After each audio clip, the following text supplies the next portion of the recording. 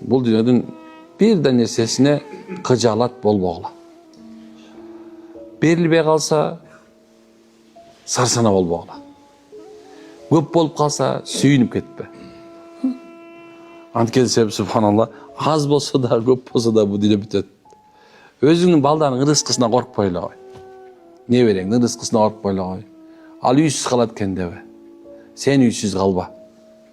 Сен рызқысыз қалба. Анткен себеп, çoğun bir rızk var, bitmey tam. Şundayız mı? Bu dünyada adamlar ayvay köp jaman nerseге kirip alıştı. Sarsanaga түшүп alıştı. Sarsanaga түшүп alıştı. Bu dünya sarsana болуп турган dünya эмес болчу негизичи. Бул дүйнөнүн эгерде периштелердин ааламына салып көрсөкчү, эгер жытын алсак бул дүйнө сасык аябай. Бизге аябай тимеле укмуш десең тимеле кадимкидей бул таза мурдуну жарып кирип атат дейсиңер го. Андай эмес. Башкача жытын атат, башка ааламдачы. Ошо сенин бул дүйнөнүн акыйкаты ошондой. Билесиңер, бул дүйнө түтүн болчу. Алла чогултуп койгон. Бул дүйнө гүл болчу. Алла додолоп койгон. Биздин көзүбүзгө кичине кооз көрсүн деп Алла Таала бул дүйнөнү кооздоп койгон 6 күндө.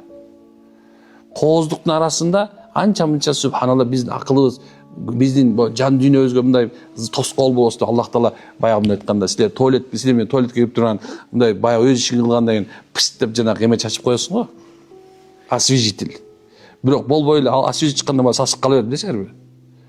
Ошондой эле сыяктуу бул дүйнө. Бул дүйнө канча көңүл бурсаң, ошончолук мындай бир бул дүйнөнүн сасына батып кетет. Кимия Саадатта Имам Газали рахималла айтат, бул дүйнө карап көрсөм, мен үчүн жаралбагандай экен.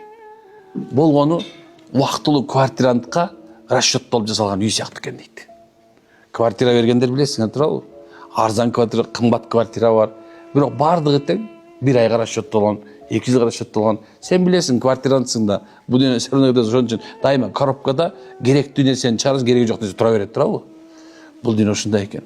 Керектүүнү алгыла, кереги жокун чыдагыла.